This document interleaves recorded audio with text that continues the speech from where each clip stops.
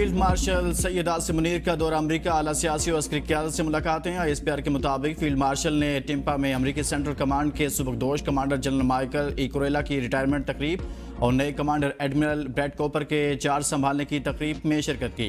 Field marshal ने general Kurilla की शानदार क़यादत और पाक अमरीका अस्करी ताल्लुकात को मजबूत बनाने में इनकी खिदमात को सराहा और एडमिरल कॉपर को नेक तमन्नाएं पेश करते हुए मुश्तरका सिक्योरिटी चैलेंजेस से निपटने के लिए ताउन के सिलसिला में एतमाद जाहिर किया। फील्ड मार्शल ने chairman joint chiefs of staff general Dan Caine से भी मुलाकात की, जिसमें बाहमी पेशावराना दिलचस्पी के उमूर पर तबादला ख्याल हुआ। फील्ड मार्शल ने जनरल डेन केन को दौरा पाकिस्तान की दावत भी दी। इस मौका पर दोस्त ममालिक के दिफाई सरबराहान से भी गैर रस्मी मुलाकातें हुई। फील्ड मार्शल ने पाकिस्तानी नयाद अमरीकी बरादरी के साथ इंटरेक्टिव सेशन में शिरकत की और पाकिस्तान के रोशन मुस्तकबिल पर एतमाद रखने और सरमायाकारी के फ़रोग में फ़ाल किरदार अदा करने पर जोर दिया।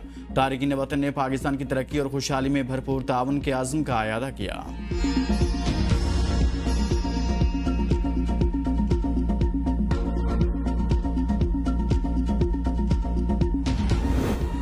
नायब वज़ीर आज़म और वज़ीर ख़ारजा इसहाक़ डार की तुर्क वज़ीर ख़ारजा हक्कान फिदान से टेलीफोनिक गुफ्तगू। तर्जमान दफ्तर ख़ारजा के मुताबिक दोनों वज़ीर ख़ारजा ने ग़ज़ा की इंसानी सूरत हाल पर गहरी तशवीश का इज़हार किया।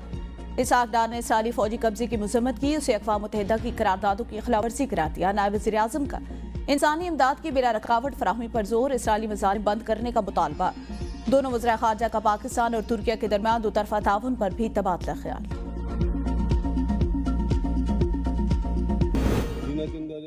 उनके दिमाग के अंदर बहुत चोट आई है और उनका भी मालूम भी नहीं है कि उनके बच्चों के साथ ये हादसा हो चुके। उनकी शादी थी अगले महीने में इस बच्ची की, उसका घर में फर्नीचर जमा कर रहे थे हम लोग, तो मालूम ना था कि ऐसा भी हो जाएगा। हम बच्ची का जहेज जमा कर रहे थे, आज उसके कफन का बंदोबस्त कर रहे हैं। कहाँ से लाएं सब्र, कैसे करें सब्र, हमें सिर्फ इंसाफ चाहिए। हादसे में जाँ भाग 22 साल महानूर और 14 साल अली रजा के चचा जाकिर की मीडिया से गुफ्तगू।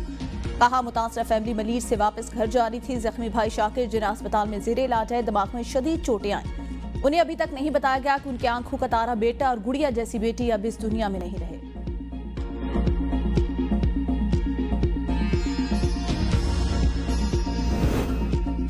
गाड़ियों को आग लगाने के खिलाफ डंपर ड्राइवर एसोसिएशन के एहतजाज। सुपर हाईवे सोहराब गोड से सड़क ट्रैफिक के लिए बंद, ट्रैफिक की रवानी शदीद मुतासिर। डंपर ड्राइवर एसोसिएशन ने नेशनल हाईवे भी ब्लॉक करने का ऐलान कर दिया। सदर डंपर एसोसिएशन हाजी लियाकत महसूद ने दावा किया कि हादसा टैंकर की टक्कर से हुआ और मुख्तलिफ अफराद ने डंपर्स को आग लगा दी। 7 डंपर्स जलाने की जिम्मेदारी सिंध हुकूमत पर आयद होती है। कराची राशिद मिनास रोड पर एहतजाज में शामिल शरपसंद की जानिब से शहरियों पर तशद्दुद। ABN न्यूज़ ने फुटेज हासिल कर ली। मोटरसाइकिल सवारों पर शरपसंद की जानिब से थप्पड़ और पत्थरों की बारिश की गई। मीडिया नुमाइंदों से कैमरा छीनने की कोशिश और धमकियां भी दी गई। मीडिया नुमाइंदों के साथ नाज़ेब अल्फाज का इस्तेमाल।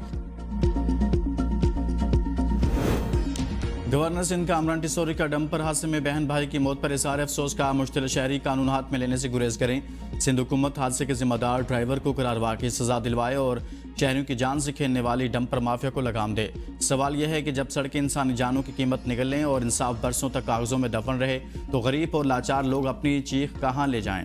ये हादसा सिर्फ एक वाक़या नहीं, एक चीखती हुई हकीकत है कि इस शहर में जिंदगी सस्ती और गाड़ियाँ बेकाबू हैं।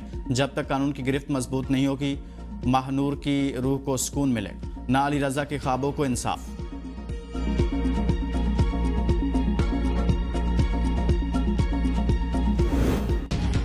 बोलान के इलाके सुपरिटेंडेंट के करीब रेलवे ट्रैक पर धमाका। रेलवे हुकाम के मुताबिक धमाका उस वक्त हुआ जब जाफिर एक्सप्रेस गुजर रही थी। धमाके के बाद जाफिर एक्सप्रेस की 6 बोगियां पटड़ी से उतर गईं। कोई जख्मी नहीं हुआ।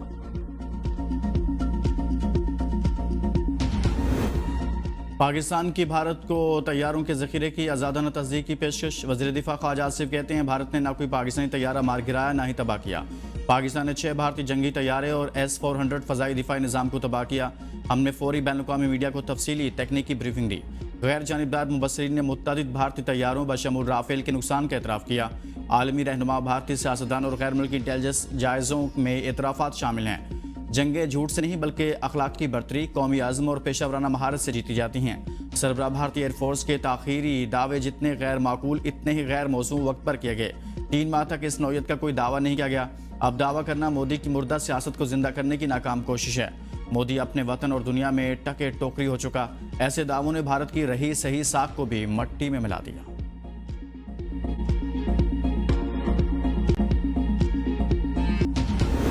from where I left day before yesterday. PAF versus IF, 6-0.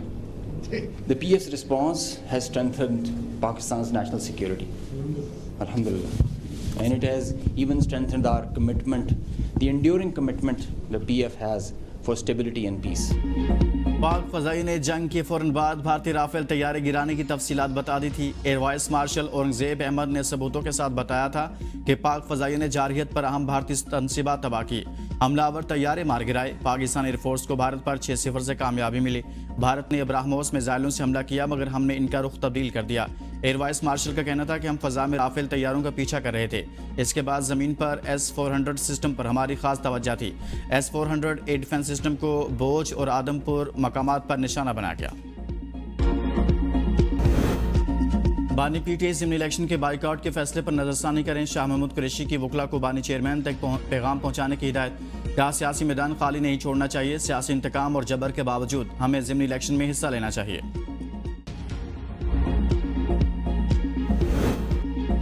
9 मई के मजीद 2 मुकदमात का महफूज फैसला कल सुना जाएगा। मुकदमे में शाह महमूद कुरैशी, यास्मीन राशिद, उमर सरफराज चीमा समेत दीगर नामजद समाअत। कोर्ट लखपत जेल में की गई 9 मई के 8 मुकदमात में बानी की जमानत की अपीलें समाअत के लिए मुकर्रर। सुप्रीम कोर्ट का 3 रुकनी बेंच 12 अगस्त को चीफ जस्टिस की सरबराही में अपीलों पर समाअत करेगा। डॉक्टर रूथफाउ जैसी हस्तियां सदियों बाद जन्म लेती हैं। खिदमात को कभी फरामोश नहीं किया जा सकता। वज़ीर आला सिंध मुराद शाह का डॉक्टर रूथफाउ की बरसी पर पैगाम। कहा डॉक्टर रूथफाउ सूबा सिंध और पाकिस्तान का फख्र थी, उनकी खिदमात को कभी फरामोश नहीं करेंगे। इस्लामाबाद एयरपोर्ट कल से 14 अगस्त तक सुबह 11 बजे दोपहर 1 बजे तक जबकि शाम 8 बजे से रात 10 बजे तक परवाज़ों की आमदोरफ्त के लिए बंद रहेगा। तर्जुमान एयरपोर्ट अथॉरिटी के मुताबिक परवाज़ों की आमदोरफ्त यौम आज़ादी से कबल तैयारों की रिहर्सल के बायस मुअत्तल रहेगी। एयरपोर्ट 8 दिन के लिए बंद रहने से मुतल्लिक़ खबरें दुरुस्त नहीं।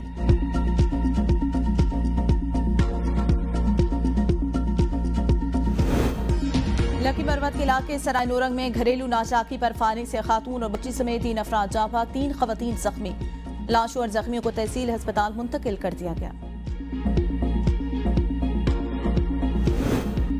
आफजाबाद में घरेलू मुलाजिम मुबैना तशद्दुद से जाँ बहक, मुलजिमान ने तशद्दुद के बाद लाश छत पर फेंक दी। पुलिस ने बगैर पोस्टमार्टम लाश वरसा के हवाले कर दी। मौक़िफ़ अपनाया कि मुलाजिम ने जहरीली गोलियां खाकर खुदकुशी की। वरसा का वज़ीर आला और IG से नोटिस लेने का मुतालबा।